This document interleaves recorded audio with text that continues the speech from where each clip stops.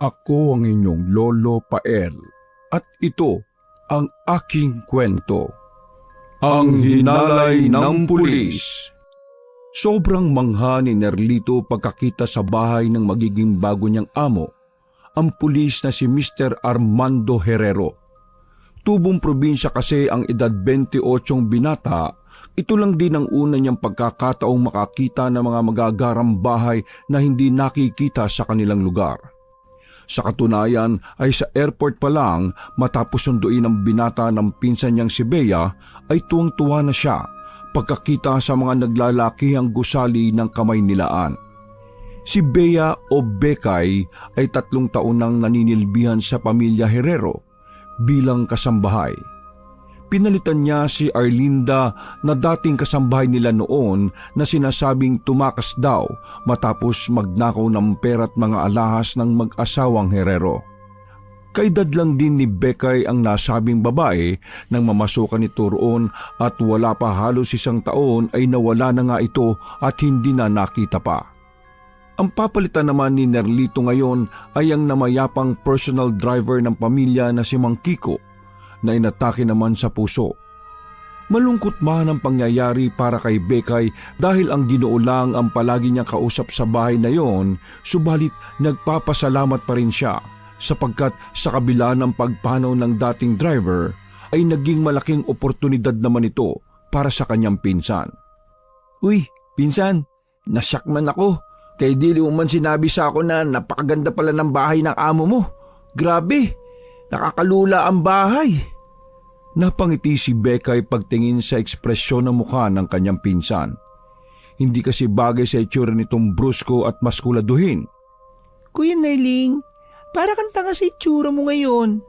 Basta payo ko lang sa iyo kapag mainit ang ulo ni Sir, hayaan mo lang Simula kasi nang maaksidente yon noong nakaraang buwan, medyo mainitin na yung ulo Pero ako na nagsasabi sa iyo, mababait ang mga amo natin kuya. Lalo na si Ma'am Lily, yung asawa ni Sir. Huminga ng malalim ang binatilyo para muling humarap sa bahay. Pagkalaon ay inilapat niya ang hila-hilang maleta sa kanyang harapan bago magsalita. Oo man, Bekay. Kanina ka pa man nagpapaalala sa akon. Sa taxi pa nga lang Nanghinayang man lang ako sa bahay na kalaki-laki pero ilan lang tayong katao. Napangiti ng tipid ang morenang dalaga bago tumagon. Ay, hindi ko pala nakwento sa iyo kanina na nasa ibang bansa na ang 2 nilang anak na babae. Nakuha na nga sila kaso ayaw na mag-asawa. Mas gusto nila rito sa Pinas. At saka si Sir Armando ayaw pa magretiro Hindi na umimik pa si Nerlito. Minasdan niya na lang ulit ang bahay ng mga amo na titirhan niya na rin simula sa oras na yon. Bilisan mo na nga Kuya Nerling, tara na sa loob. Baka naghihintay na sila Sir Magluluto pa rin ako baka hindi pa kumakain ng mga yon. Magtatanghalian na. Pagpasok na magpinsan sa loob ng bahay ay nakaramdam kagad ang binata ng kakaibang lamig. Matapos dumampi ang mahinang ihip ng hangin sa kanyang katawan. Mahangin ba? Saglit siyang napatingin sa mga pine tree na nasa loob ng bakuran. At nagtaka siya dahil hindi man lang gumagalaw ang mga ito. Nang mapadako ang tingin niya sa 3 pine tree na siyang pinakadulo at papunta na sa likuran ng bahay, ay saglit siyang natigilan matapos makita ang babaeng nakatayo roon. Maganda ang itsura ng nasabing babae. Malamlam ang mga mata. Nakaputing damit na medyo naninilaw na nakapaldang itim. Makinis ang balat pero halatang maputla. Tila malungkot ang mga mata ng dalaga nang makatitigan niya ito ng ilang segundo bago naglakad papunta sa likod bahay. Dahil doon ay binalingan na ng binata ang kasambahay niyang pinsan. Uy, Bekang, sino man yun? Hindi na niya halos natapos ang pagtatanong dahil biglang nagsalita na si Bekay. Dito tayo dumaan kuya, huwag dyan sa likod. Malamang nasa sala pa sila Ma'am at Sir Tinahak nila ang daan papunta sa main entrance ng bahay hanggang sa madaanan nila ang 2 kotse. Isang gray na sport utility vehicle at isang black na Pajero. Natuwa si Nerlito pagkakita sa mga sasakyan kaya pahabol siyang naglakad hanggang sa masabayan ng pinsan. Bekang, unsa man ang ididrive ko dyan sa kotse? Pareho yan kuya. Depende kina mama at sir kung alin ang gusto nilang imaneho mo. Wow, ayos man. Dami ko ng kotse, day. Ngumiti lang ng tipid si Bekay bago sila tuluyang pumasok sa loob ng bahay, kung saan ay naabutan nga nila ang mag-asawa na nakaupo sa isang magarang sofa. Namangha na naman si Nerlito pagkakita sa interior design ng loob ng bahay. Lumabas talaga ang pagka-ignorante niya ng mga sandaling yon. At kahit pilit niyang itago ay halatang halata sa ekspresyon ng kanyang muka, kaya naman napangiti na lang si Bekay habang nakatingin sa kanya. Good morning ma'am and sir. Ito na po pala yung pinsan kong si Kuya Nerlito. Pasensya na po at medyo natagalan kami. Heavy traffic po palabas sa airport eh. Magalang na minasdan ni Nerlito ang mag-asawa kaya doon niya napansin na nakaupo pala sa wheelchair ang amo niyang lalaki. Hindi niya na lang ito masyadong pinagtuunan ng pansin dahil nagsalita na siya pagkatapos noon. Maayong buntag, magandang umaga mga sir at ma'am. Nerlito po o Nerling na lang. Pasensya na po at dili man ako mahusay magtagalog pero nakaunawa man ako mga sir at ma'am. Lumapit ang binata at saka nagmano bilang paggalang sa mga bago niyang amo. Dahil naman doon ay napangiti ang mag-asawa sa kanya. Aba, magalang din tong pinsan mo Bekay. Pareho kayo. Tumango naman si Ginang Lili bilang pagsang-ayon. Ay, salamat po. Salamat po sir. Maupo ka muna, Nerling. Ikaw naman, Bekay, ituloy mo na lang ang pagluluto ng ulam sa kusina para makakain na tayo. Alam niyo naman yung si Dadang, siya lang ang nakakain ng mga niluto na. Sige na, tulungan mo muna sa kusina. Opo sir. Pagkalis ni Bekay ay kaagad naisip ni Nerlito na ang babaeng nakita niya kanina na pumunta sa likod bahay ay ang Dadang na tinutukoy ng amo niyang lalaki. Nang makaupo na siya sa malambot na sofa, ay nagsimula na rin magtanong sa kanya ang mag-asawa. Sinabi na rin ng mga ito kung ano ang kanyang gagawin. Hindi lang siya magiging personal na driver ng pamilya Herrero, kundi magiging boy na rin sa loob ng bahay at magiging katukatulong ni Sir Armando habang hindi pa to tuluyang gumagaling mula sa aksidenteng nangyari.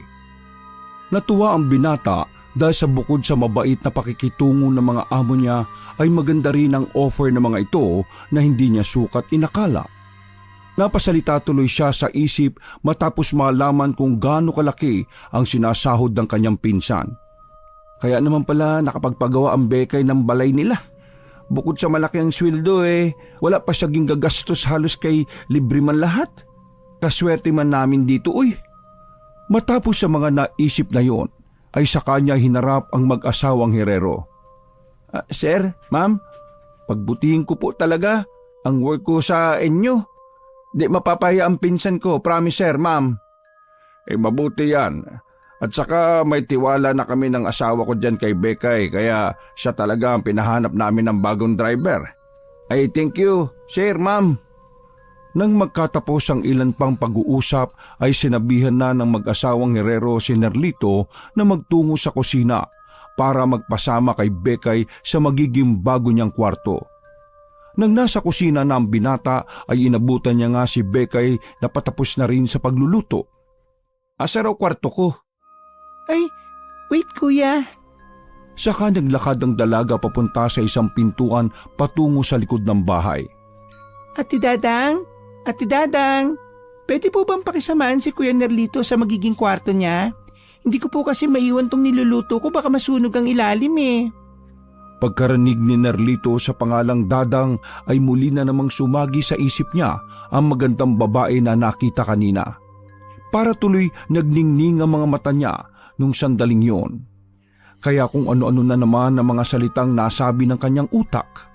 Mukhang dito na ako makaka-forever Subalit kaagad na udlot ang maganda niyang pagpapantasya nang biglang pumasok si Dadang mula sa pintuan kung saan pumwesto kanina si Bekay. Tila kaagad gumuho ang kanyang mga pangarap pagkakita sa may katandaang ginang na maputi-puti na ang mahabang buhok. Siya ba yung bago nating driver rito, Bekay? Ang pogi naman pala ng pinsan mo kahit medyo maitim Pasimpleng napangiwi si Nerlito matapos yung marinig, habang tila nag-iisip ng hindi maganda. Nakaw, wag na ho manang Dadang, kay para na tayong mag-ina. Naantala lang ang kanyang pag-iisip nang hatakin na ni Ate Dadang ang dala niyang maleta.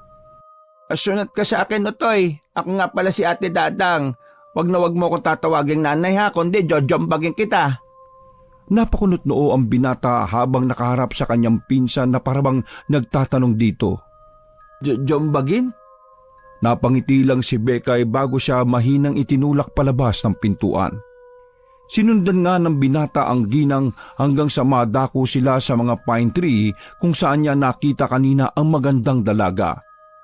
Nang maalala niya yon ay sumabay siya sa paglalakad kay Ate Dadang at napaisip kung itatanong niya nga ba o hindi ang tungkol sa nasabing babae.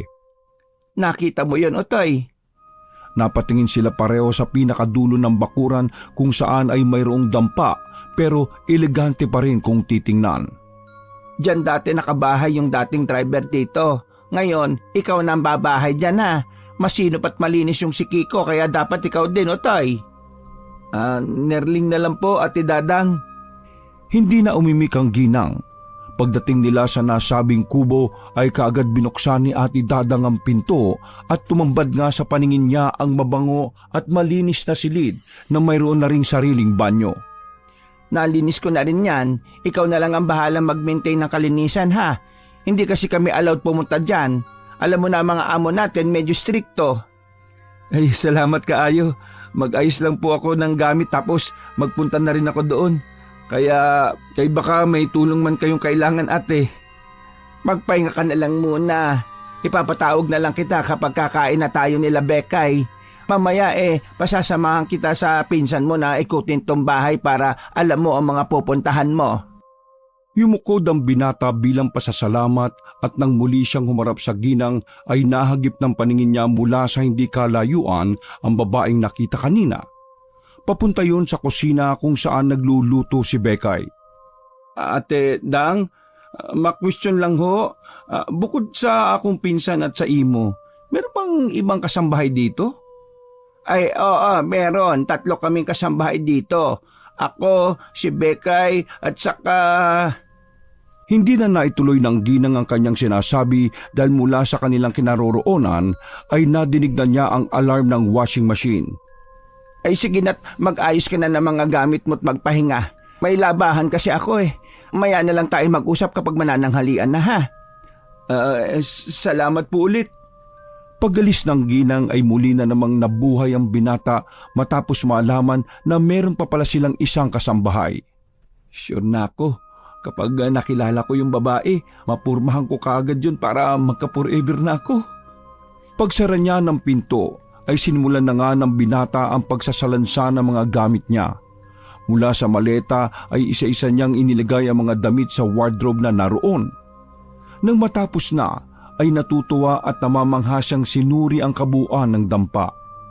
Aliw na aliw siya lalo na sa shower at aircon sapagkat ito ang unang pagkakataon na magkakaroon siya ng sariling kwarto. Sa bahay kasi nila sa probinsya ay halos magsiksikan silang 5 mag-anak sa ganoon lang din kalaking dampa. Pero ngayon, solo niya lang ang lahat. At bukod pa ron ay may aircon ang kwarto. Merong shower ang banyo at merong bidet at inidoro. Hindi na ako magatabo-tabo. Linis talaga pati kaloob-looban ng pitan ko nito. Katulad ng binilin sa kanya ay nagpahinga nga muna si Nerlito. Paghiga niya sa malambot na kutsyon ay nakatulog din siya kaagad. Bukod kasi na maganda sa pakiramdam ang kama ay talagang bitin pa ang binata sa tulog gawa ng mahabang biyahe. Ilang saglit pa ay naalimpungatan siya matapos marinig na bumukas ang pinto. Inaantok pang nagmulat siya ng mata hanggang sa maaninag ang isang tao na hindi niya makilala dahil medyo malabo pa ang kanyang paningin ng mga sandaling yon. Naisip niyang si Bekay lang yon, nagigisingin na siya para mananghalian. Napansin niya rin kasing babae yon dahil sa hubog ng katawan. Bekay? Hindi umimik ang babae. Naglakad lang yon ng marahan diretso sa banyo kaya napaupo si Nerlito pero nanatili pa rin siya sa kama. Mga unata? Wala siyang narinig na boses mula sa kanyang pinsan. Sinundan lang ang tanong niyang yon ng tunog ng shower dahilan para magtaka ang binata. Abay naligo pa nga. Wala gisaradaan ang pultahan. Marahan siyang tumayo at tumakbang siya para isara sana ang pinto ng banyo kaya lang ay biglang mayroong bumoses mula sa kanyang likuran. Paglingon doon ay laking gulat niya sapagkat nasa pintuan na ng kwarto ang kanyang pinsan. Sakto gising ka na, Kuya Nerling. Mga tuta ug mangaon. Hindi nakaimik kaagad si Nerlito sapagkat hindi pa maproseso ng utak niya ang mga nangyari. Nagpapalit-palit siya ng tingin kay Bekay at sa banyo ng kanyang silid hanggang sa pagkalaon ay mabilis siyang humakbang at sumilip sa loob ng banyo. Doon na ay nakita niya na walang kahit na sinong tao roon at sadyang nakabukas lang ang shower. Hindi niya maintindihan kung ano ang mararamdaman ng mga sandaling yon dahil hindi niya talaga maipaliwanag ang nangyari. Napaisip tuloy siya ng malalim sa mga oras na yon habang pilit na pinoproseso sa kanyang utak ang naganap. Anak sa inahan. Kuya Nerling, natulala ka na dyan at pabulong-bulong ka pa. Tara na kaya at baka maubusan tayo ni Ate Dadang ng ulam. Malakas kumain yun eh, sige ka. Dahil sa mga sinabi ni Bekay ay naantala ang pagmumuni-muni ni Nerlito ng mga sandaling yon. Sige, Day, tara na. Ayos lang naman ang mukha ko, no? Ay nako, Kuya Nerling talaga. Nasabihan lang ng gwapo ni Ate Dadang eh, naging conscious na sa itsura. Ay sus! Luka-luka ka. Siyempre ba, kagising ko lang. Tila nag-aasara na lumabas ng silidang magpinsan at habang papunta sila sa dirty kitchen kung saan sila manananghalian ay hindi maiwasan ni Nerlito na muling mapasulyap sa dampa. Hindi niya kasi talaga maipaliwanag ang nangyari kanina. Sure ko nga sa wala pa mo abot si Bekay, may naunang pumasok sa kwarto. Ay, ayan na nga yun. Gutom lang siguro ako't pagod. Eksakto 1:00 ng tanghali ay sabay-sabay na kumain sina Nerlito, Bekay at Ate Dadang. Masaya sila ng mga sandaling yon habang nagpapalitan ng mga kwentong kung ano-ano at patungkol na rin sa iba pang bagay na mayroong kinalaman sa kanilang amo at iba pa. At dahil sa wala pa naman ng gagawin pagkatapos mananghalian, ay lumalim ang kwentuhan nila hanggang sa hindi sinasadyang mapag-usapan ang pinalitang kasambahay ni Bekay na si Arlinda. Alam mo Kuya Nerling, ang sabi lang ni Madam Lily maganda raw talaga yun si Arlinda at saka mabait. Kaya hindi talaga nila inakala mag-asawa na nanakawan sila eh. Mabuti na nga lang din mabait lang talaga ang amo natin kasi hindi na nila pinahuli sa pulis. Nang dumako ang tingin ni Nerlito kay Ate Dadang ay napansin niya na tila tahimik to, kaya hindi sinasadyang natanong niya ang ginang. Ate Dadang, nanahimik ka ho. Kanina ang chismis ni mo kalakas-lakas. Ngayon, tikong bibigo yata kayo. Hindi na halos natapos ng binata ang huling salita sapagkat mahina siyang tinapik ng pinsan sa hita dahilan para siya'y matigilan. Close kasi ni Ate Dadang yon, Kuya Nerling. Ay, paumanhin ho Ate Dadang. Napabuntong hininga ang ginang bago umimik. Ang totoo niyan, ayaw na talaga nila Madam lalo na ni Sir Armando na babanggitin ang pangalan ni Arlinda. Kaya kayo, wag na wag nyo nang pagkukwentuhan yon ha. Sabay pang napatikom at takip bibig ang magpinsan habang nakatingin sa ginang na biglang napangiti matapos makita ang reaksyon ng dalawa. Pagkatapos noon ay nagsimula na silang magsalansa ng kanilang mga pinagkainan. Si Nerlito naman ay bigla na lang naalala ang pangatlong kasambahay kaya hindi niya rin napigilan ng sarili na magtanong. Nasaan na pala yung isang kasambahay? Ba't di man natin kasabay mga aon? Kita ni Nerlito ang pag-ungot ng mga mukha ni na Becky at Ate Dadang matapos niyang magtanong ng ganon. Si Gina? Naku Kuya Nerling, bukas na yun babalik yung malantod na yon. Ay, grabe siya sa flirty. Uy, bakit? Saan ba siya nagpunta? Gina pala ang name niya. Maganda. Ay nako, Nerling. Kapag nakita kayo nun, umiwas-iwas ka kung ayaw mong maging instant tatay ka. Ayun nga ang akong gusto eh. Ay pasaway ka. Bekay, linawin mo ang utak ng pinsan mo. Sige na, ilibot mo na yan dito habang nagpapahinga pa ang mga amo natin. Maghuhugas na ako ng plato. Pagkatapos nilang mananghalian ay iginala na nga ni Bekay ang kanyang pinsan sa palibot ng bahay. Doon nga napag-alaman ni Nerlito na dati palang dalawang magkatabing bahay yon, kaya ganun na lang din kalawak. Nang mabili ng mga eredero ang kabila ay tinanggal nila ang pader at pinag-isa ang bahay. Doon na itinayo ang hindi kalakihang swimming pool. Sa gilid ay mayroong open area billiard club at sa pinakadulo naman ay nakatayo ang antigong gazebo na galing pa raw sa ibang bansa. Mahilig kasi sa mga antigo si Madam Lily kaya karamihan din sa mga gamit sa loob ng bahay ay panay antigo. Grabe kayaman mga amo natin, no? Pero teka, hindi naman ganun kataas ang sahod ng pulis, di ba? Unsay trabaho ni Madam? Tangik kuya, parehong may kaya mga pamilya nila tapos iba yung mga anak nila nasa ibang bansa kaya madali lang sa kanila makakolek ng mga antigo. Retired na yan si Madam, nagkokolek-kolek na lang yan at saka having fun sa mga amiga niya. Ayos, sana all na lang tayo, Bekay. Muling napatingin si Nerlito sa antigong gazebo at doon ay biglang nanayo ang mga balahibo niya sa hindi malamang kadahilanan. Napayakap tuloy siya sa sarili pero hindi niya ipinahalata sa pinsang babae. Ang ganda ng gazebo, kaso parang nakakilabot baday, no? Yung gazebo na yan, nauna lang daw sa akin yan ng ilang buwan, sabi ni Ate Dadang eh. Kinikilabutan talaga ako, promise. Iwan ko ba? Napaismid lang si Bekay at pagkalaon ay inaya na nito ang pinsan na umalis sa gawing yon. Mabilis na lumipas ang oras. Pagsapit ng gabi, matapos makapagapunan ay muling kinausap si Nerlito ng kanyang amo. Ipinaalam lang ng mga ito na bukas ng alauna ay ipagmamaneho niya ang mga amo. Babalik kasi sila sa ospital para sa check-up ni Sir Armando. Nang matapos na siyang kausapin ng among lalaki, ay nag-request na rin siya kaagad dito na i-check ang sasakyang gagamitin nila. Nakasanayan kasi ni Nerlito ang ganoon nung nasa probinsya siya.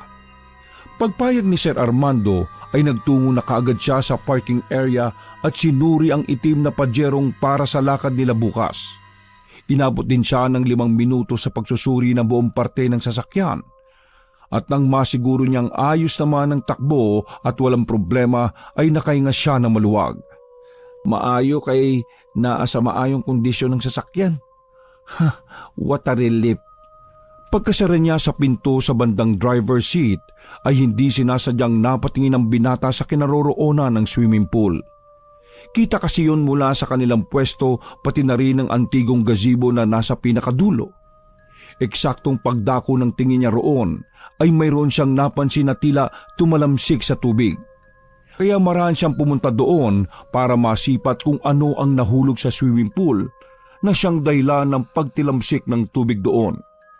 Subalit nakakailang hakbang pa lamang siya nang maaninag niya na naman na parabang mayroong lumalangoy mula roon. Sino yun? Gabi na og tugnaw. Inay ko po, iyan grabe. Nagpasimple lang siya ng silip para hindi masabing namboboso siya. Kung sakaling mayroon nga talagang naliligo ng ganong oras sa swimming pool. Pagkaahon noon ay mabilis siyang tumakbo papunta sa pajero at nagtago. Pagkalaon ay saglit siyang sumilip at doon na nga ay nakita niya ang babaeng una niyang nasipat sa pine tree kaninang umaga. Tila hindi alintana ng babae ang lamig ng gabi. Naglakad yon papunta sa gazebo at doon tumambay bago naghubad ng buong saplot. Napalunoklaway si Nerlito habang nanlalaki ang mga matang nakatitig sa magandang babae. Muli lang siyang nagtago nang lumingon sa kinaroroonan niya ang babae. Ay, naku, iyari, nakita ba ako? Sumipat uli siya subalit wala na roon ang magandang dalaga. Kasabay naman noon ay bigla na lang ulit pinanayuan ng balahibo ang binata sapagkat may kung anong malamig na presensya at parabang yumakap sa kanya kasunod ng mahinhing pagbulong ng kung sino na parabang sumabay lang sa hangin. Tulungan mo ko. Sa isang iglap ay nawala sa isip niya ang nakitang hubad na babae. Napalitan ito kaagad ng kilabot kaya dali-dali siyang umalis sa lugar na yon at nagtungo na sa dirty kitchen, kung saan niya naabutan sina Ate Dadang at ang kanyang pinsan. Para ka nakakita ng multo dyan. Ano kasi? Uy, kuya, pinapatanong pala na sir kung ayos naman daw yung sasakyan na gagamitin niyo bukas. Tumango na lang si Nerlito at pagkatapos noon ay nagpaalam na siyang matutulog sapagkat 9:00 na rin ng gabi. Pagdating sa kanyang dampa ay sa kanya lang naalala na itatanong niya dapat sa 2 kasambahayang tungkol kay Gina. Ang sabi ni Bekay, ugma mo pa uli si Gina. Naglangoy-langoy na nga. Ay nako, hayaan na nga yun. Matulog na ako para kondisyon din ako bukas. Hindi lang yung sasakyan. Pagkapatay ng binata sa switch ng ilaw ay isinalampak na niya ang sarili sa malambot na kama. Nakangiti siyang napatitig sa kisame habang iniisip ang kalagayan ng kanyang mga mahal sa buhay sa probinsya. Huwag kayo mag-alala, Nay. Sa unang sahod ko, ipadala ko dayon. Salamat sa Ginoo. Good night. Pagpikit ng mga matay, mabilis din siyang nakatulog. Dahil sa komportabling higaan at kumpara noong nasa probinsya pa siya sa lumang banig ay nakikipaggitgitan pa siya sa mga kapatid at naghahati-hati rin sa lumang kumot. Ilang saglit pa ay muli na namang naalimpungatan ng binata dahil bigla na lang bumukas ng malakas ang pinto ng kanyang silid. Napabangon siya, napatingin sa pintuan, subalit nanatili lang siya sa kama. Kumukusot-kusot ng mata habang napapakamot siya at nagrereklamo ng mga oras na yon. Matapos makita na 12:00 pa lang ng hating gabi. Anak sa inahan naman, oy. Natigilan siya sa pagsasalita matapos mahagip ng paningin ang babaeng nakita niyang naliligo sa swimming pool kagabi. Mula sa hindi kalayuan ay nakatayo lang to sa labas at malungkot na nakatingin sa kanya. Gina? Biglang naglakad ang babae palayo kaya umalis siya sa higaan at patakbong nagtungo sa pintuan para sundan niyo ng tingin. Hoy, Gina! Ikaw nga ba si Gina? Hindi siya pinansin na magandang dalaga. Naglakad lang ito hanggang sa marating ang mga pine tree papunta sa parking area. Nalilituman sa mga nangyayari ay hindi na rin nakatiis si Nerlito. Lumabas siya ng dampa at sinundan ng babae hanggang sa makarating din siya sa parking area. Nang nandoon na nga ay hindi na niya nakita ang hinahanap. Tanging mga sasakyan na lang ang nandoon kaya iginala niya ang tingin. Pagkalaon ay natanaw niya ang binibini sa kabilang dulo ng swimming pool. Basang-basa ang katawan nito at walang kahit anong suot kaya bagyang nagulat ang binata. Halak ka na, wala ka na namang saplot. Naudlot na siya sa pagsasalita dahil tinalikuran siya ng dalaga. Naglakad yon hanggang marating ang gazebo at ang nasa gitna na yon ay bigla na lang humangin. Nang dumampi yun sa katawan ng binata ay kakaibang kilabot ang kanyang naramdaman. Para tong nanuot sa kalamnan at kaluluwa kaya napayakap siya sa sarili. Mabilis din na gumapang ang lamig na yon sa buo niyang pagkatao. Kaya naramdaman niya ang bigat sa bandang batok maging ang pangangatog ng kanyang mga tuhod. Pagdako niya ulit ng tingin sa binibini ay nagimbal na siya sa kanyang nakita sapagkat wala na tong ulo. Naliligo na rin sa dugo ang buong katawan kaya napahayaw talaga siya ng gusto. Ay yawa, Ginoo ko! Tulungan mo ko! Pagmulat ay ganun na lang ang takot niya at gulat. Sapagkat nasa dampa lang siya ng mga oras na yon. Pawis na pawis ang katawan niya subalit nanlalamig naman siya. Pagtingin niya sa orasan ay eksakto 3:00 na ng madaling araw kaya napasandal siya sa pader habang nagpupunas ng sariling pawis. Ay sus ko po, butit pa naginip lang. Hindi na niya natapos halos ang binabanggit dahil pagtingin niya sa pinto ay nakabukas na ito. Napa-sign of the cross kaagad siya sabay sara ng pinto. Dahil sa pangyayaring yon ay hindi na dinadalo pa ng antok ang binata. Pagsapit ng alas 5 ng umaga ay lumabas na siya ng dampa at nagtungo sa dirty kitchen. Naabutan niya roon ang inaakala niyang si Gina. Nakapwesto yon sa tapat ng kalan na parabang naghihintay na kumulo sa kung anumang nakasalang doon. Nung una ay nag-alangan pa ang binata dahil nga sa napanaginipan niya tungkol sa babaeng to. Subalit hindi rin siya nakatiis kaya napabulong na lang muna siya sa sarili. Yung Gina na nga siguro to. Sinubukan niyang i-approach ang dalaga kaya kinausap niya to. Magandang umaga. Ako pala si Nerlito. Nerling na lang. Ikaw ba si Gina? Hindi umimik ang dalaga. Tumingin lang to sa kanya at saka naglakad palabas sa dirty kitchen. Susundan niya sana to kaya lang ay bigla namang dumating si Ate Dadang. Ay, good morning, Nerling. Good morning din ho. Ang aga mo magising ah. Magsalabat ka muna. Eto nagpainit ako. Mas masarap to kaysa sa kape. Mas healthy pa. Tila wala sa sariling napatangon na lang ang binata bago sumagot. Ate Dadang, suplada ba si Gina? Gina-good morning ko lang kanina hindi man lang ako pinansin. Ha? Inaantok ka pa yata. Wala pa naman si Gina Hapon pa ang dating nun. Hala, magsalabat ka na nga muna dyan. Hoy Nerling, ikaw talaga Dahil sa sinabing yun ng ginang ay biglang bumilis ang tibok ng puso ng binata. Kinutuban na kagad siya sa mga nangyayari at doon ay unti-unti niyang napagtanto ang mga bagay-bagay. At matapos ma-realize na hindi nga pangkaraniwan ang nangyaring yun simula pa kahapon ay kusa na lang nanayo ang mga balahibo niya sa katawan. Namutla rin siya sa takot subalit hindi niya masyadong ipinaramdam sa kaharap ng tungkol doon. Para mabilis makalimutan ang mga pangyayaring yon.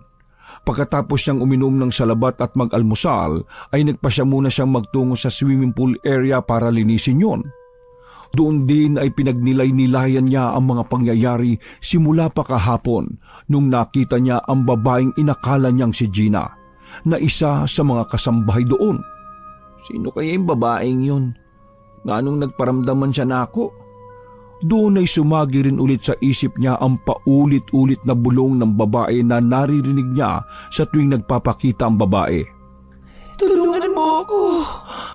Bakit siya nahingi ng tulong? Pagkatapos ng mga tanong na yon, ay biglang napabaling ang tingin ng binata sa gazebo. Doon ay muli niyang naalala ang babae na palaging nakapwesto roon kaya naman lumapit siya roon at nilibot ng tingin ang antigong gazebo. Noong mga oras ding yon ay nakaramdam na siya ng kakaibang kilabot. Kilabot na parabang mayroong hindi pangkaraniwang umaali-aligid.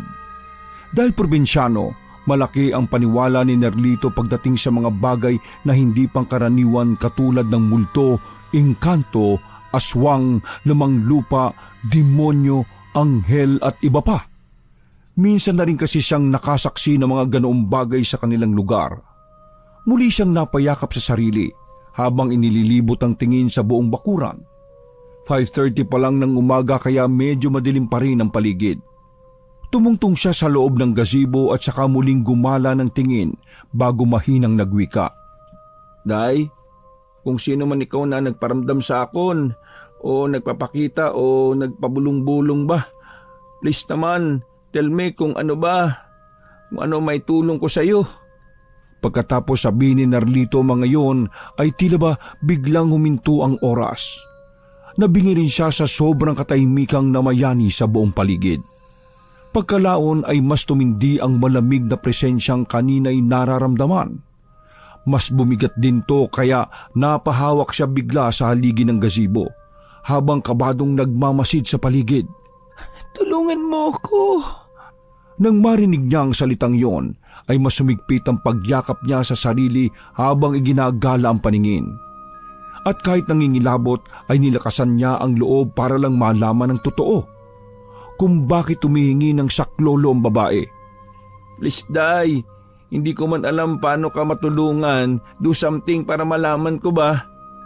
Hindi na niya natapos ang sinasabi sapagkat mula sa swimming pool ay kitang-kita niya kung paano umahon ng magandang babae. Nang makaahon na to sa tubig ay doon niya mas naaninag ang taglay nitong ganda. Ang malamlam na mga mata, ang malungkot na tingin, ang makinis sa kanamumutlang mga balat. Ang kabuuan nitong katawan na basang-basa at walang suot na kahit na anong saplot. Marahang lumakad hanggang sa makarating sa gazebo sa kanyang harapan. Nang tila 1 pulgada na lang ang layo nila sa isa't isa, ay biglang napapikit si Nerlito. Subalit napadilat din kaagad matapos siyang hawakan sa braso ng misteryosang kaluluwa ng magandang babae. Tulungan mo ko. Pagdilat niya ay wala na ang ulo ng dalaga at naliligo na to sa sariling dugo. Hindi alam ni Nerlito ang mararamdaman ng mga oras na yon, sapagkat nanatili ang maigpit na paghawak sa kanyang mga braso. Muli siyang pumikit at pilit na inaalis ang pagkakapit nito hanggang sa maramdaman na lang niya na umuuga ang gazebo. Napaupo siya dahil doon at nang matapos na nga ang pag-uga ay naramdaman na lang ng binata na wala na ang maigpit na pagkakakapit sa kanyang mga braso. Napadilat na naman siya kaagad matapos marinig ang pamilyar na boses. Ang boses ng amo niyang lalaki na si Armando. Pagkatapos mo dyan magugas, dumiretso ka sa kwarto namin ni Ma'am, ha? Wala kasi siya ngayon eh. Kaya ikaw na lang ang maglinis ng banyo namin. Nagtaka ang binata dahil nasa kitchen area na siya sa harap ng among lalaki at ng multong humihingi sa kanya ng tulong. Nagtaka siya sapagkat hindi naka-wheelchair si Sir Armando ng mga sandaling yon. Itigil mo yan, Arlinda. At si ate Dadang mo na lang ang paghugasin ko dyan bukas. Tulog na pala silang lahat, no? Pagtango ng dalaga ay kitang-kita ni Nerlito kung paanong hawakan ng amo niyang lalaki ang puwetan ng babae. Pagkatapos ay idinikit pa nito ang sarili sa inosenteng dalaga na noong mga sandaling yon ay tila nanginginig na sa takot. Ba't ka nanginginig dyan, Arlinda? Wala namang nakakatakot sa gagawin natin, ha? Paulit-ulit na nga natin itong ginagawa, di ba? Tara na roon sa kwarto. Baka mamaya pumunta pa rito si ate Dadang mo. Sobrang nabigla si Nerlito sa kanyang mga nasaksihan ng mga sandaling yon. Gusto niyang sapakin ng among lalaki subalit hindi siya makakilos sa mga oras na yon. Dahil parabang ipinapakita lang sa kanya ni Arlinda ang mga kahayupang ginawa ng kanilang amo. Hindi ko akalain na napakahayupak niya. Hayop pa sa hayop. Doon lang ding naalala ng binata ang kaligtasan ng kanyang pinsan na halos 3 taon nang nagtatrabaho sa mga herero. At habang inaalala mga yon ay bigla na lang nagbago ang lugar na kinaroroonan nila. Mula sa kitchen area ay bigla na lang silang tila nag-warp papunta sa silid mismo ni Sir Armando. Doon ay mas lalong nagimbal si Nerlito sa kanyang nasaksihan. Paulit-ulit na pinagsamantalahan, pinahirapan at pinarausan ng walang hiyang Ginoo ang kaawa-awang dalaga. Nang umamin si Erlinda na nagdadalang tao na siya, ay doon na naggalit si Sir Armando at sinakalang dalaga hanggang sa malagutan nito ng hininga. Habang nakikita yun ni Nerlito ay napapamura at napapaiyak na lang siya sa galit. Subalit wala naman siyang magawa ng mga oras na yon dahil nangyari na ang mga bagay na yon. Ang mas ikinagimbal pa ng binata ay nang makita niya si Ma'am Lily na nakasaksi kung paano patayin ni Sir Armando si Arlinda. Huwag ka mag-alala. Palalabasin natin na nagnakaw siya at hindi na nagpakita. Basta ako nang gagawa ng paraan. Pagtiwala ka lang sa akin, Lily. Akong bahala. Pinagtsatsatsap nilang mag-asawa ang katawan ni Arlinda at inilibing ito sa mismong bakuran lang din nila kasama ang ilang alahas at pera. Pagkakita ni Nerlito sa mga yon ay napaluhan na lang siya sa galit hanggang sa maramdaman na niya ang muling pag-uga ng paligid. Sa isang iglap ay nakita na lang niya ang sarili na nakatayo sa gitna ng gazebo habang tumatagas ang mga luha. Kahit anong pigil niya sa pag-iyak, ay hindi niya ito makontrol. Nang mapaupo ay napaiyak na lang siya sa sarili habang patuloy sa pagtagas ng mga luha. Kalaunan ay bigla rin siyang napaangat ng muka matapos maalala ang mga sinabi ni Bekay kagabi nung magkausap sila habang naglilibot. Yung gazebo na yan, nauna na lang daw sa akin yan ng ilang buwan, sabi ni Ate Dadang eh. Doon niya napagtanto kung saan inilibing ang pinaghati-hating katawan ng dalagang hinalay ng pulis. Dito siya gilubog sa pwesto nitong gazebo. Sa ilalim nito. Dahil sa mga revelasyong yon ay hindi na nakayanang pa ni Nerlito ang mga pangyayari. Dala na matinding tensyon ay naisukan niya ang lahat ng mga kinain ng umagang yon. Pagkalaon ay mas lalong tumindi ang lamig na nararamdaman niya, kaya unti-unti siyang nangisay at namuti ang mga mata hanggang sa mawalan ng malay. Mabuti na lang ay eksaktong dumating si Bekay at nang makita nito ang pinsan ay kaagad siyang humingi ng saklolo sa mga amo. Pagkagising ni Nerlito ay nasa sariling silid na kasama ang pinsan at si Ate Dadang. Anong nangyari, kuya? Bakit bigla ka naimatay dun sa gazebo? Oo nga, kinabahan kami sa iyo. Aalis pa naman kayo ni Sir mamaya after lunch. Nang maalala ng binata ang nangyari ay napaluhan na naman siya ng tahimik kaya mas lalong nag-alala ang mga kasambahay. Kuya naman ano bang nangyayari kasi? Nag-aalala na talaga ako. Huminga muna ng malalim si Nerlito bago harapin ang dalawang kasambahay at sabihin ng kanyang mga nalaman. Matapos siyang maikwento ang mga pangyayari ay hindi rin makapaniwala sina Ate Dadang at Bekay ni hindi sumagi sa isip nila na magagawa yon ng kanilang mga amo gayong napakabait ng trato ng mga ito sa kanila. Ganito ang plano. Mamayang after lunch, kapag nagbiyahe na kami nila Sir at Ma'am, ipahukay nyo nga yung gazebo. Doon ba natin masyure yun? Kapag mali tayo, bahala na. Pero I believe tama ako eh. Sinunod nga ni na Ate Dadang at Bekay ang plano nila. Nang araw na yon, matapos masabi ni Nerlito sa mga amo na ayos na siya at pwede nang magmaneho, ay kaagad silang umalis eksakto 1:00 ng tanghali. At habang nasa biyahe ang mag-asawang Herrero, ay ipinahukay nga ng mga kasambahay ang ilalim ng gazebo, hanggang sa makita ang mga buto-butong magkakahiwalay kasama ng iilang alahas at nadidissolve ng mga pera. Kaya pagkatapos ng check-up ni Sir Armando ay kaagad silang ipinahuling mag-asawa sa mga pulis. Nakulong sila sa patong-patong na kaso. Ang magpinsan naman ay bumalik na sa kanilang probinsya at nagsimula ulit ng panibagong buhay. Nakibalita na lang sila kay Ate Dadang na piniling mangamuhan pa rin. Kalaunan ay nabalitaan na lang din ni Nerlito at Bekay na nakalaya na ang dati nilang mga amo. Kaya labis ang galit ng binata matapos yung malaman mula kay Ate Dadang. Grabehan talaga ang mga mayayaman, no? Kaya nilang baliktarin kahit ang batas. Huwag mo na lang silang isipin, kuya. Ang mahalaga nakapagsimula na tayo ng bagong buhay natin dito sa probinsya. Hindi na tayo mangangamuhan pa. Kahit simple lang ang buhay natin, hindi tayo gagawa ng masasamang bagay. Tama ka dyan, pinsan. Ang Diyos sa gihapon maayo kaayo ka nato. Sana lang talaga maging matahimik na rin si Arlinda.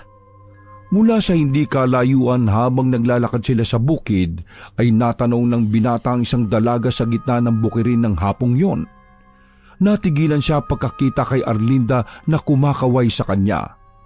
Kalaunan ay napangiti rin siya rito at napakaway kaya naman nagtaka si Bekay sa kanyang ginawa. Ano yung kuya? Ngumingiti-ngitit na kakaway-kaway ka man dyan. Hindi pinansin ng binata ang kanyang pinsan dahil nanatili nitong pinagmamasdan ang kaluluwa ni Arlinda na nung mga sandaling yon ay unti-unti nang naglalaho. Sure akong matatahimik na si Arlinda. Wakas!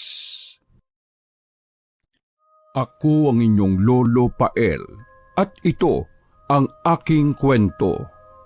Nasabugan ng Gasol. Kakausapin ko muna kayo bago ko kayo patuloyin dun sa bahay na uupahan nyo. Ayaw ko kasing sa iba pa ninyo malaman ang history ng bahay na yon. Alam nyo kasi, marami na ang tumingin sa bahay. May ilan na umupa pero hindi nagtagal. Yung iba, nasusulsulan ng mga kapitbahay kaya natatakot silang tumira. Bakit po? Ano po bang history ng bahay na yon? May umupa kasi dati doon, isang pamilya. 2 ang anak. Namatay sila sa sunog. Sunog po? Bakit po nagkaroon ng sunog dati? Kapabayaan nila yon. Ayon sa investigasyon, nagsimula ang sunog sa tangke ng gasol.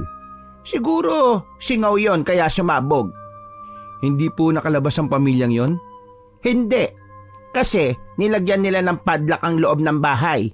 Hindi nga kagad nakapasok ang mga bombero dahil sa lock na nilagay nila sa loob. Kailangan pang sirain ang pinto para makapasok ang mga bombero. Hindi ko rin alam kung bakit kailangan pa nilang lagyan ng padlock sa loob. Wala naman silang gamit na pag-iinteresan ng mga magnanakaw. Siguro dahil sa pagkatarantan nila nung may apoy na, hindi na nila nakita ang susi. Kaya ayon, natrap sila sa loob. Pero napabindisyonan ko na ang bahay na yon. Wala naman akong natatanggap na reklamo na may nagmumulto doon. Kaya sa tingin ko hindi naman nagmumulto ang pamilyang namatay. Kaya kinausap ko muna kayo. Mahirap na kasi. Mamaya magreklamo kayo pag nalaman nyo pa sa iba. Alam nyo na. O ano, uupa pa ba kayo o hindi na? Kasi nakakapagod na rin ang tanggap ng umuupa tapos kalagitnaan ng buwan aalis din naman. Wala pong feedback ang mga pulis kung minulto sila? Tinanong ko nga sila pero wala naman daw silang naranasan na may nagmumulto. Iba-ibang dahilan nila sa kanilang pag-alis Kadalasan, naghihiwalay ang mag-asawa. Hindi nagkakasundo. Ganon. Huwag po kayo mag-alala. Hindi naman po kami naniniwala sa multo Kung talagang may multo, di sana nagmulto na rin yung magulang namin. Hinihintay talaga namin magpakita sila pero wala Kaya hindi totoong multo. Bakit? Ulilan na pala kayo? Anong nangyari sa magulang ninyo? Si mama po, namatay sa atake sa puso. Si papa naman po, sumakabilang bahay na. Kaya para sa amin patay na rin siya. Ayos lang yan. Malalaki na rin naman kayo Ano, kaya nyo ba ang mga sarili nyo? Mukhang okay naman kayo. Bakit wala pa sa inyo nag-aasawa? Mahirap po kasing magpakain ng hindi kaano-ano Tinawanan na lang ng matandang babae ang pagbibiro ni Kurt. Nang matapos na ang kanilang pag-uusap, sinamahan na sila sa bahay na kanilang uupahan. Maayos na ang bahay at moderno na rin ang itsura nito. Pinarenovate ko na talaga ito. Malaki na talaga ang pinagbago nito kaysa sa dati. Kasi ayaw kong binabalikan pa ang nangyaring sunog. Mula nang nag-iba na ang itsura ng bahay, nabago na rin ang imahe. Nakalimutan na rin ng mga kapitbahay ang nangyari kahit papaano. Kaya kapag may problema, sabihan nyo lang ako, ha? Sige po, Aling Susan. Maraming salamat po sa inyo. Tatawid na lang po kami sa inyo kapag wala po kaming ulam. Abay, kapag may ulam ako, mabibigyan ko kayo. Pero madalas wala rin. Kayo na lang ang magdala sa akin ng ulam, ha? Lahat naman kayo may mga trabaho, hindi ba? Sige na, maiwan ko na kayo. Malinis naman ang bahay kasi palagi kong pinalilinis. Kaya wala na kayong gagawin kundi mag-ayos ng gamit ninyo. Sige po. Maraming salamat po ulit. Sige, ako'y tutuloy na. Nagulat si Kurt nang may biglang sumulpot sa pintuan. Isang matandang lalaki na halatang pulubi dahil sa suot nitong damit na gusgusin at gulagulanit. Sus ko naman manong Atakin ako sa puso sa iyo Bigla kayong sumusulpot dyan. Kailan niyo pa ba yung ginagawa ha? Huwag niyo nang ulitin ha. Ano? Gagong lipat ba kayo? Bagong lipat po kami pero hindi po kami gago. May multo sa bahay na ito. Huwag kayo dito tumira. Nakakatakot ang multo dito. Kumakain sila ng tao. Ikaw siguro yung sinasabi ni Aling Susan na sulsul. Baka tinatakot mo yung mga umupa dito kaya umaalis sila. Hindi pa kami takot sa multo. Saka isa pa, kaya kami umupa dito kasi ghost hunters kami. Nanguhuli talaga kami ng mga multo tapos sinisilid namin sa garapon. Dinadasalan namin yon para gawing alipin. Kaya kung talagang mabangis ang multo sa bahay na to, mas matutuwa kami doon. Hala, bangis mo pala Kapag nahuli mo ang multo, patingin ako ha. Gusto ko silang makita Nakakulong na sa garapon. Kasi nakakatakot sila. Kumakain sila ng tao. Kurt, ano ba yan? Pati ang pulubi, pinapatulan mo pa. Tigilan mo na nga yan. Iusin mo na yung mga gamit mo. Magluluto ako para makakain na tayo. Kayo naman, Manong. Umalis na po kayo. Wala kaming ibibigay sa inyo ngayon. Sa susunod na lang po. Hindi ka rin takot sa multo. Hindi po. Yung multo takot sa akin. O sige na po, Manong. Marami po kaming aayusin na gamit eh. Saka na lang po tayo magkulitan. Pagkasabi noon ay isinarna ni Bern ang pinto para hindi na mangulit ang matandang pulubi. Pagkatapos ay pumunta na siya sa kusina para magluto. Habang nagluluto siya, nakarinig siya ng tahol ng aso. Hindi mahilig sa aso si Bern. Madali siyang mairita kapag nakakarinig ng tumatahol. Sumilip siya sa bintana ng kusina para tingnan sa labas kung nasaan ang tumatahol na aso. Oh, wala namang aso pero may tumatahol? Baka sa kapitbahay. Nakakainis naman. Yan pa naman ang pinakaayoko, mga asong tahol ng tahol. Walang pinipiling oras ng pagtahol eh. Nakakaabala sa pagpapahinga. Muli niyang ibinalik ang atensyon sa pagluluto. Ilang ulit niyang narinig ang aso na tumatahol pero wala siyang magawa kung hindi ang mapakunot na lang ng noo. Napaiktad siya nang biglang pumunta sa kusina ang bunsong kapatid na si Zeth. Kuya, di ba luto? Gutom na ako eh. Yan, napapansin mo lang mga kasama mo kapag gutom ka na. Ang tanda-tanda mo na, puro ka pa mobile games dyan. Tingnan mo kung luto na yung kanin. Malapit na rin maluto itong tinola. Saka, silipin mo nga kung nasan banda yung aso na tumatahol sa labas. Nakakinis kasi, ang ingay-ingay. Aso? Wala naman akong naririnig na aso, kuya eh. Paano ka may maririnig? Laging nakasalpak yung headset sa tenga mo. Nakakabingi kaya yan. Baka magulat ka isang araw eh, wala ka nang naririnig. Napaka-advance mo naman mag-isip, kuya. Oh, ayan si Kuya Kurt oh. Tanungin natin kung may narinig siyang aso na tumatahol. Di ba Kuya Kurt? Wala namang aso. May naririnig ka bang tumatahol kanina? Ha? Aso? Wala. Bakit? Ano naman kung may aso? Alam mo naman si Kuya Bern, allergic sa aso. Gusto yatang ipasita yung aso ng kapitbahay kapag tumatahol eh. La, di mo pipigilan ng aso sa pagtahol no? Saka wala tayong magagawa kung may alagang aso yung kapitbahay. Ganon talaga. Pero wala naman tumatahol kanina eh. Baka nakakarinig na kayo ng multo ng aso tapos tinatahol lang kayo. Hindi ako ha, si Kuya Bern lang yun. Ay nako, tumigil na nga kayong dalawa. Kapag mamaya at makarinig uli ako, kayo ang mga bingi. Sige na, magain na kayo at kumain na tayo para makapagpahinga na maaga. Hoy, ikaw Zet ha, matulog ka na maaga. Bukas hirap ka na namang gisingin. Lagi ka na lang late sa trabaho eh. Kaya ka lagi nasisibak eh. Huwag ka na kaya magtrabaho, mag-cellphone ka na lang. Oo na, kuya. Ako naman ang nakita. Si Kuya Kurt nga eh, nagsiselfone din naman eh. Ay nako, wag mo akong tulad sa'yo no. Nagpapahinga naman ako. Ikaw sobrang magnet na yung mata mo dyan sa cellphone na yan eh. Sabi ng tama na yan eh. Tara na, kumain na tayo. Pagkatapos nilang kumain, maagang natulog si Bern. Iniwan niyang nagkukulit ang pasasala ang dalawa niyang kapatid. Alanganing oras nang magising siya dahil sa naririnig ng mga boses na tila bumubulong sa kanyang tenga. Napakadilim ng kwarto nang idilat niya ang kanyang mga mata. Di ko pala nabuksan ng ilaw. Kaya pala ako binubulungan ng mga lamok eh. Nasaan na ba yung dalawa? Bakit hindi pa pumasok dito sa kwarto? Tumayo siya at kinapa ang dingding para hanapin ang switch ng ilaw. Nang mahanap ay agad niya itong pinindot.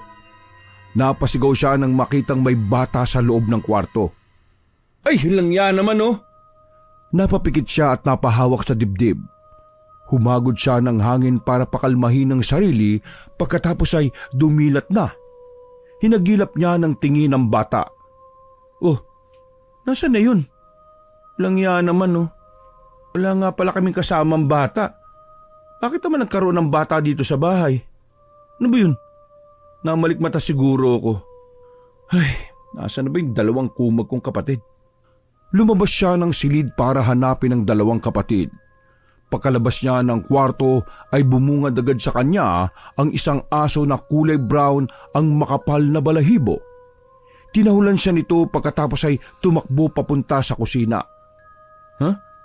Aso? Bakit may nakapasok na aso dito?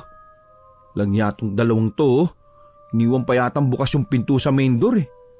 Dali-dali siyang pumunta sa sala. Nakita niyang nakatulog na sa sofa ang dalawa at nagsisiksika ng mga ito roon. Tingnan mo nga itong mga lokong to. Dito na natulog. Di na nagawang pumasok sa kwarto eh. Pagka cellphone talaga ang pinagkakaabalahan, wala na. Puro nakatamaran ng alam.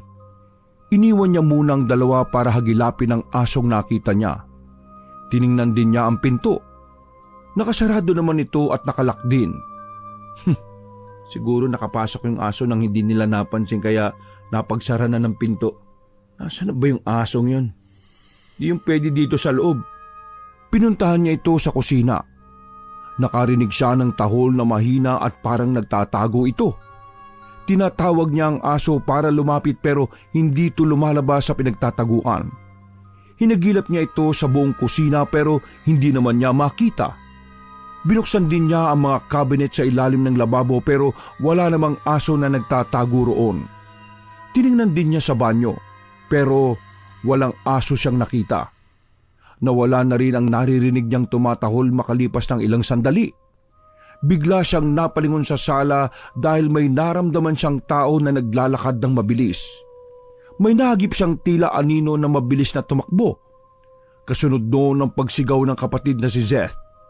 Kagad siyang napatingin dahil narinig niya ang malakas na kalabog. Nakita niyang nahulog ang kapatid sa sahig. Dali-dali niya itong pinuntahan. Ano na? Nagsisiksikan kasi kayo dyan sa maliit na supe. Sige na, lumipat na kayo doon sa kwarto. Parang may umila sa akin, kuya eh. Nakakainis naman. Sarap ng tulog ko eh. Hinila? Sino naman ang hihila sa'yo dyan? Dalawa lang kayong magkatabi. Pareho pa kayong tulog. Ramdam na ramdam ko, kuya eh. May kumagat sa damit ko tapos hinila ako. Parang aso ang umila sa akin kasi may narinig pa nga akong tahol eh. Nakko, nananaginip ka lang. Baka si Kurt ang sumipa o tumulak sa'yo. Alam mo namang malikot matulog yan eh. Sige na, lumipat ka na sa kwarto. Nakita niyang nagkamot pa ng ulo ang kapatid habang papunta sa kanilang silid. Labis pinagtataka ni Bern ang mga nangyayari. Alam niyang may nakita rin siyang aso pero hindi na niya ito mahanap. Bumalik na lang siya sa kusina para uminom ng tubig. Pabalik na siya sa kwarto nang makitang tumatakbo palabas si Zeth. Sumisigaw ito at gulat na gulat. Kuya, sino yung nasa kwarto? Pinapasok mo ako doon may tao naman pala. Nakakaya tuloy. Ha? Anong pinagsasabi mo? May tao doon sa kwarto, babae, nakahiga doon sa kama. Dahil sa pagtataka ni Bern sa sinabi ng kapatid, pinuntahan niya ang silid para makita ang sinasabi nito. Sumunod naman sa kanya ang kapatid at halos dikit na dikit ito sa likuran niya habang naglalakad sila. Ano ba, Zeth? Lumayo-layo ka nga ng konti. Kasi naman kuya sino yung babaeng yun?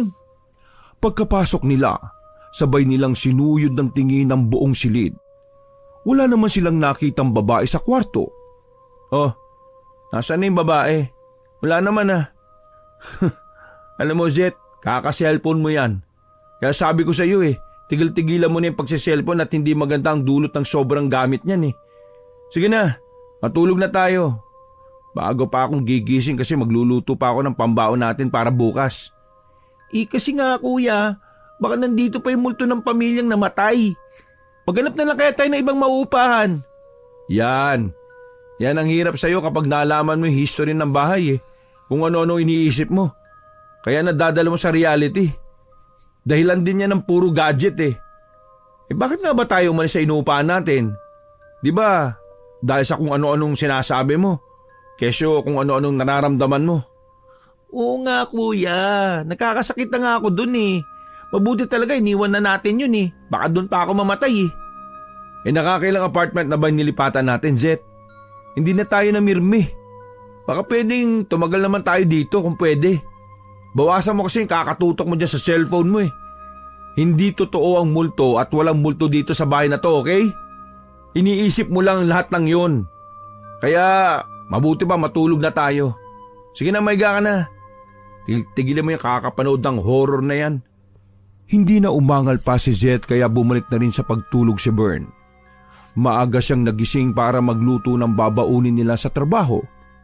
Wala siyang maaasahan sa dalawang kapatid dahil ubod ng tamad ang mga ito. Mas gusto pang bumili ng pagkain sa labas kaysa magluto ng baon. Pero kapag nagluto naman siya ay nagsisipagbaon din naman ang mga kapatid. Dahil panganay, mas iniisip niya ang magtipid kaysa gumastos. Kinagabihan, pag uwi ni Bern, agad siyang nagsindi ng kandila.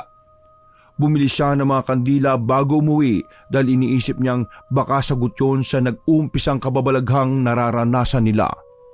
Bendetado na ang mga kandilang yon dahil dumaan siya sa simbahan para pabindisyonan nito sa pari. Hindi niya sinasabi sa mga kapatid na may nararamdaman din siyang kakaiba sa bahay para hindi matakot ang mga ito. O kuya, bakit nagsisindi ka ng kandila? May altar kasi ang bahay na to. Para saan ba ang altar kung hindi sisindihan ng kandila? Sa bagay. O ano, kanina ka pa? Nasaan si Jeff? Hindi pa umuwi. Baka nag-OT yun. Siya nga pala, nakapagluto na ako. Medyo kanina pa ako dumating eh. Yun, mabuti naman. Maya-maya ay dumating na rin ang kapatid nilang bunso. Gulat na gulat sila dahil ang dami nitong dalang malalaking kandila. Nakakwintas din ito ng rosaryo. Tiningnan lang nila ang kapatid dahil abala ito sa ginagawa. Naghahanap ito ng masasabitan ng dala niyang krus. Naglagay din siya ng maliit na poon sa altar. Nang hindi makatiis si Bern, sinitanan niya ang kapatid. Ay, ano yung pinagagawa mo? Pangontra kuya. Pangontra saan? Sa multo. Saka pagtitirik na rin sila ng kandila. Baka hindi natatahimik kasi hindi naalayan ng dasal eh. Saka hindi iniilawan ng daan nila papunta sa kabilang buhay. Di ba ganun yon? Ay nako, puro ka talaga kalokohan. Bilisan mo na. Magbihis ka na't kumain na tayo. Matulog ka ng maaga ha, para hindi kung ano-ano yung iniisip mo. Bakit? Nararamdaman na ba kayong kakaiba dito sa bahay? Wala. Ewan ko dyan kay Zeth. Kaka-cellphone niya yan eh. Pagkatapos nilang kumain ay pumasok na sa kwarto si Bern para magpahinga. Sumunod naman sa kanya si Zeth at sa kwarto na nag-cellphone. Oh, himala. Maaga kang pumasok ng kwarto. Pero nagsiya-cellphone ka pa rin eh. Matutulog sana ako na maaga ngayon kuya. Ayoko kasi sa sala makatulog eh. Baka may humatak na naman sa akin. Sinabi ko nga kay Kuya Kurt yun eh. Tinawanan lang ako. Bahala siya dun. Mamaya siya naman ang ahatakin dun sa sala. Ano bang hahatakin ang pinagsasabi mo? Nahulog ka lang sa sofa. Ay naku, mabuti pa huwag ka na maingay ha. Patutulog na ako. Mabilis makagawa ng antok si Bern. Kaya ilang sandali lang ay humihilik na siya kaagad. Pero kahit mahimbing na ang tulog, ay mabilis naman siyang magising kapag nakakarinig ng ingay. Ayaw na ayaw talaga niya ng maingay kapag natutulog siya dahil hirap na hirap siyang ibalik ang kanyang antok kapag naalimpungatan. Pero nagising siya dahil narinig na naman niya ang tahol ng aso. Pakiramdam niya ay nasa loob lang ito ng bahay. Ay nako, busy talaga yung asong yan no. Di talaga ako tinatantanan nun.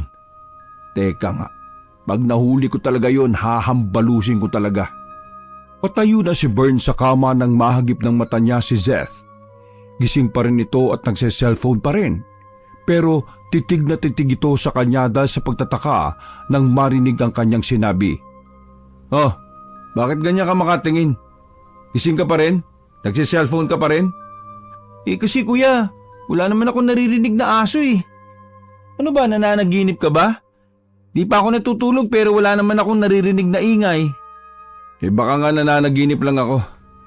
Teka, nasaan si Kurt? Bakit hindi pa pumapasok dito? Doon daw siya sa sala matutulog eh. Lumabas na lang ng silid si Bern para pumunta sa kusina. Paglabas niya, may nahagip na naman siyang maitim na nilalang na parang anino na mabilis naglakad papunta sa kusina. Dali-dali niya itong sinundan pero pagdating sa kusina ay wala naman siyang nakita. Hindi na niya hinanap dahil natuon ang atensyon niya sa ibang bagay. Nakaamoy siya ng mabahong amoy. parang sumingaw na tangke ng gasol. Kagad niyang tiningnan ang kanilang super kalan at inamoy-amoy ito. Di naman dito. Saan kaya galing yung amoy na yon? Ay nako, hirap nang napupuyat, nagiging weird na ang lahat ng bagay. Uminom na lang siya ng tubig at pagkatapos ay bumalik na uli ng kwarto. Bago pumasok ay tiningnan niya pa si Kurt na mahimbing nang natutulog sa sofa. Inayos pa niya ang kumot ng kapatid bago tuluyang iniwan ito. Pagtalikod naman niya ay nahagipan ng kanyang mata na biglang may humatak sa kumot ng kanyang kapatid. Natigilan siya at ilang segundo ang pinalipas bago ito nilingon. Napatras siya dahil gulat na gulat nang may makitang batang sobrang itim ang kulay. Nakatayo ito sa paanan ng kapatid at hawak nito ang kumot. Nagtagisan sila ng tingin hanggang sa binalot na siya ng takot nang makitang humaba ang dila ng bata. Sumay dito sa semento at gumalaw-galaw pa ang dulo nito na parang dila ng ahas. Parang binuhusan ng yelo si Bern sa nakita. Nakahiga lamang siya na maluwag nang biglang tumakbo ang bata papunta sa kusina. Sinundan pa niya ito ng tingin. Doon na siya napaupo nang makitang may 3 pang kagaya niya ang nakatayo sa kusina. Sobrang iitim nila. Nakatitig ang mga ito sa kanya. Ramdam na ramdam niya ang kilabot dahil sa pagkakatitig ng mga ito.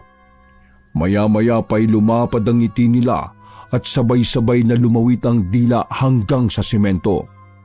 Bigla na lang nagtakbuhan ang mga ito nang marinig nilang may tumahol na aso. Hinagilap niya ang aso kung nasaan pero hindi naman niya makita. Pagbalik niya ng tingin sa kusina, wala na ang mga may itim na tao. Saan sila dumaan? Saan sila galing? At saan sila nagpunta? Nanginginig siyang tumayo at pinakalma muna ang sarili. Pagkatapos ay ginising niya si Kurt at pinilit na lumipat sa kwarto. Kuya, bakit ka nang gigising? Umaga na ba? Hindi pa. Lumipat ka na sa kwarto. Ayos lang naman ako dito, kuya, sa sali. Hindi. Masyado malamok dito. Sige na, tumayo ka na dyan. Lumipat ka doon. Inis na tumayo ang kapatid at napilitang lumipat sa kwarto. Malaki naman ang kama at kasya naman silang 3 roon. Pagkapasok ni Bern, inilak pa niya ang pinto. Pinatay na niya ang ilaw at saka muling nahiga. Hindi niya may alis sa isipan ang mga nakita. Nakatingin lang siya sa kisame dahil hindi na siya makatulog kakaisip. Maliwanag ang kwarto dahil sa malamlam na lampshade na nasa gilid ng silid. Pagtingin niya sa kisame, nakakita siya ng itim na nilalang na nakadikit sa kisame. Sobrang itim nito at ang mapulang mata lang ang naibang kulay. Nakatingin ito sa kanya. Ilang beses siyang humarap dahil iniisip na namamalikmata lang siya. Pero kada dilat niya ay naroon pa rin ang nilalang na yon. Masyado siyang kinabahan nang iniluwanan nito ang mahabang dila. Sa sobrang haba ay umabot ito sa simento. Napaupo na siya at akmang tatakbuhin ang nilalang na yon pero bigla na lang itong gumalaw at mabilis na lumabas ng silid. Ano yun? Kagaya ng nakita kong itim na nilalang? Ano bang nilalang ang mga yun? Nagising din ang mga kapatid niya dahil sa malakas na kalampagan ng pinto nang lumabas ang itim na nilalang. Ano yung kuya? Sino nagsara ng pinto? Galit na galit ah. Hindi ko alam. Minumulto na ba tayo? Ano ka ba, Kurt? Hindi magandang biro yan ah. Pero totoo may multo dito. Kailangan nating umalis na. Baka mamaya may mapusis pa sa atin dito. Kung talagang may multo dito, hindi ito dapat iwanan. Dapat palisin ang multo. Nagpapakita sila, nagpaparamdam kasi may unfinished business na sila. Kailangan nila ng tulong. Pero kasi... Kasi ano? Nung klaseng nilalang sila, bakit ang iitim nila? Sabi ko may nakikita ka Kuya Bern Ayaw mo lang aminin Ngayon, sinabi mo na rin totoo haunted ang bahay na ito. Kaya umalis na tayo dito. Samahan niyo ako. Tingnan natin sa kusina. Kasi yung nakita ko kanina, bigla na lang lumabas ng kwarto. Hindi mo na yung makikita kuya. Mga multo sila kuya. Nagpapakita lang sila kapag gusto nila. Kapag hahanapin mo sila, hindi sila magpapakita. Dala yan ng mga pinapanood mong kung ano-ano sa internet eh. Tara na, check lang natin ang bahay. Sama-sama nilang inikot ang bahay para tingnan pero wala naman silang nakitang kakaiba. Matapos tingnan ang buong bahay, bumalik na rin sila sa pagtulog. Inaumagahan, pare-parehong masakit ang kanilang ulo dahil sa kakulangan ng tulog. Wala sa sarili si Bern habang nagluluto ng kanilang almusal at pambaon. Iniisip niya pa rin ang mga nangyari nung gabi. Hindi niya malaman kung multo ba yun ng pamilyang namatay o iba pang nilalang ang nanggagambala sa kanila. Maghahain na siya nang bigla siyang may natapakan na bilog na bagay. Muntik na siyang matapilok kaya inis niyang sinipa ito. Pero tumama lang sa dingding at tumalsik pabalik sa kanya. Ha? Bawang? Bakit may bawang sa sahig? Nang tingnan niya ang ibang parte ng sahig, doon niya nakitang nagkalat ang mga bawang. Kaya naman pala naubos ang mga bawang sa lagayan kasi nagkandahulog. Kala ko tuloy naubos na eh. Maya-maya ay pumunta na si Kurt sa kusina at sermon ang ibinungad niya sa mga kapatid. Kurt, nagluto ka kagabi pero di mo inahin sa mga bawang. Tingnan mo, nagkalat sa sahig. Pulutin mo nga ang mga yan. Hindi naman yan nagkalat kagabi kuya eh. O sige na. Gumulong na sila pababa kasi ayaw na nila sa lalagyan. Sige na, pulutin mo na. Bigla naman sumabat si Zeth nang pumasok sa kusina. Ako, alam ko kung sinong gumawa niyan. Nagising ako kagabi kasi ang ingay ng aso. Tahol ng tahol. May tinatahulan siya dito sa kusina. Tapos pagpunta ko, nakita ko siyang tinatangay ang lalagyan ng mga bawang kaya nahulog yung mga yan.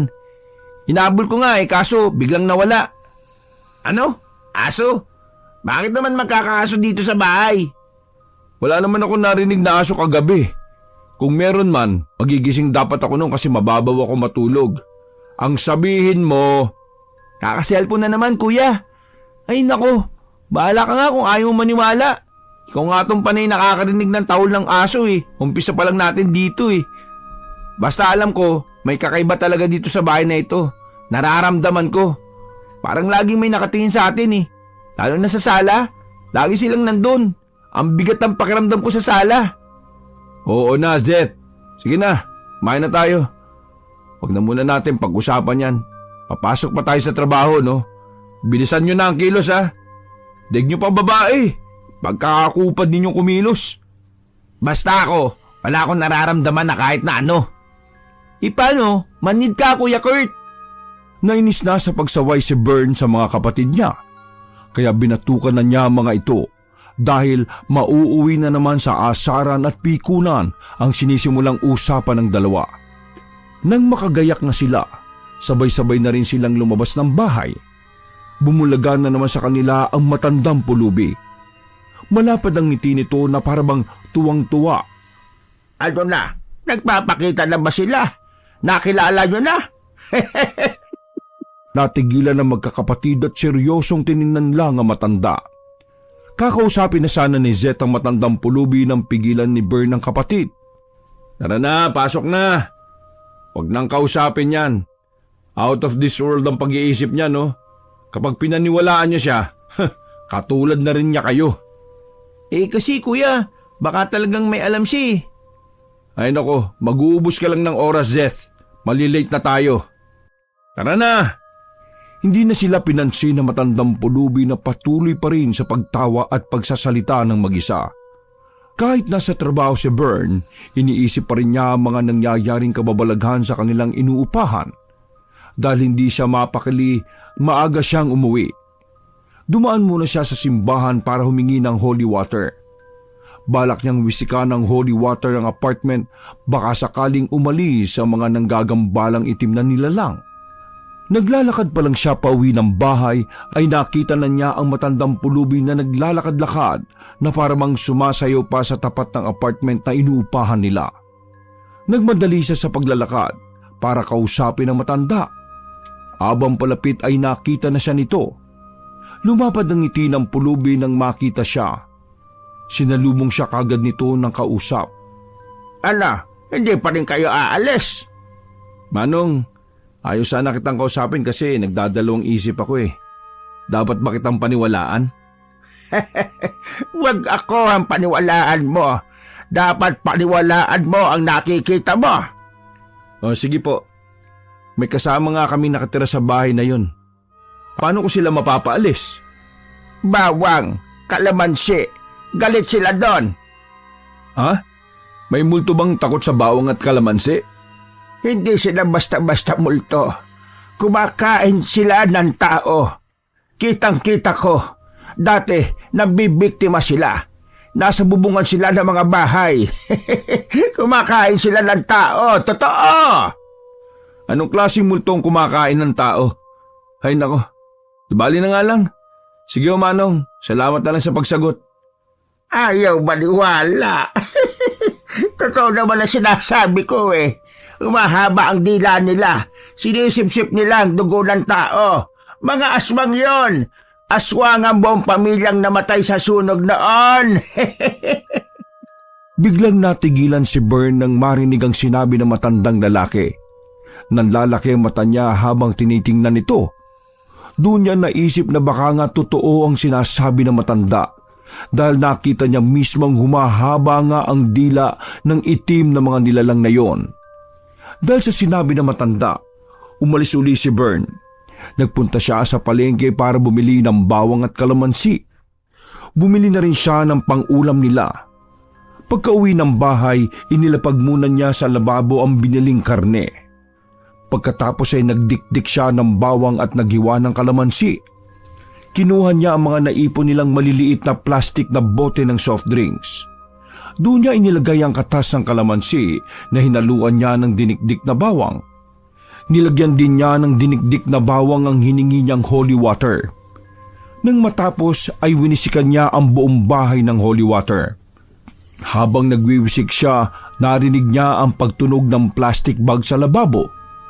Nang lingunin niya yon, kitang-kita niya ang batang maitim na nakapatong sa lababo at kinakain na nito ang binili niyang sariwang karne ng baboy.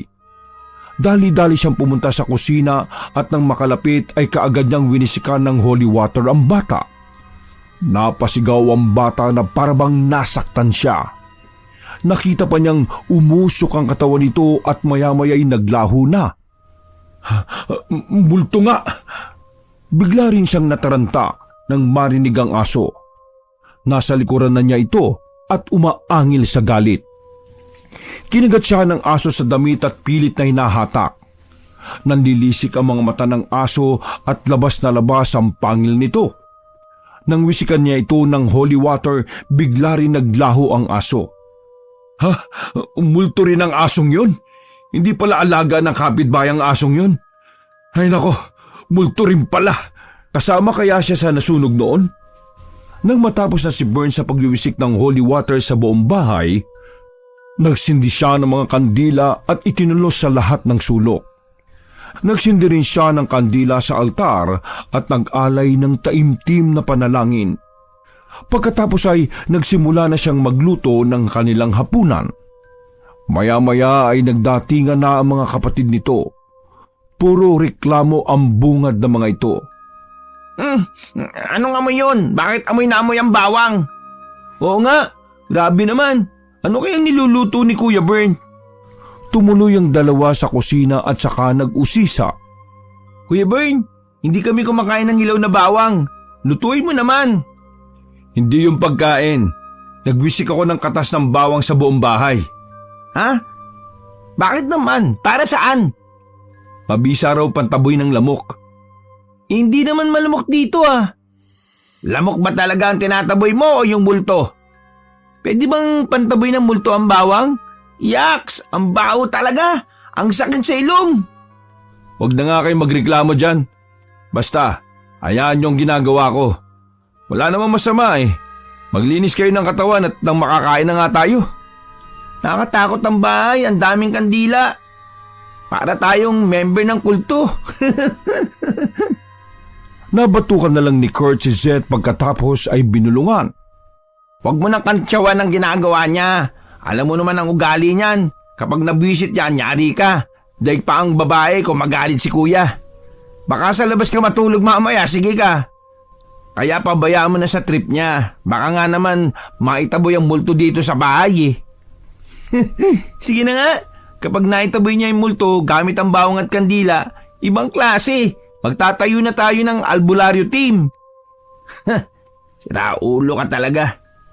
Habang kumakain sila, nakarinig na sila ng tahol ng aso. Nagsimula ito sa mahina hanggang sa palakas ng palakas.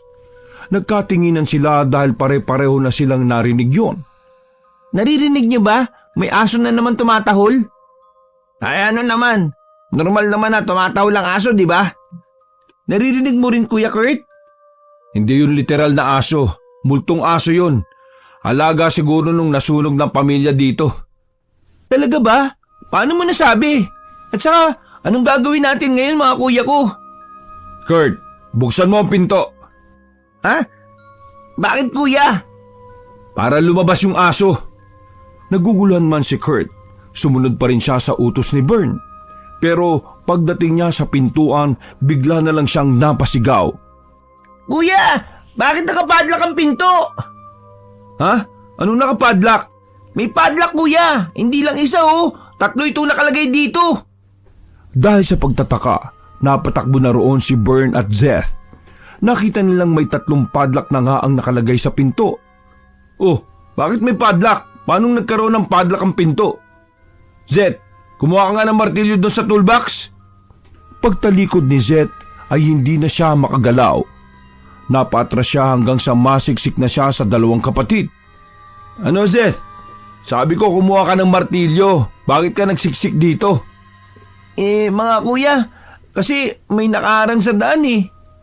Pagtingin ni Bern, nakita niyang nakaharap na sa sala ang 4 na nilalang na maiitim. Naisip niya ang ginawang pagwisik. Nagmadali siyang tumakbo sa kusina para kunin ang mga yon. Pero bigla na lang siyang hinarang ng isang itim na multo.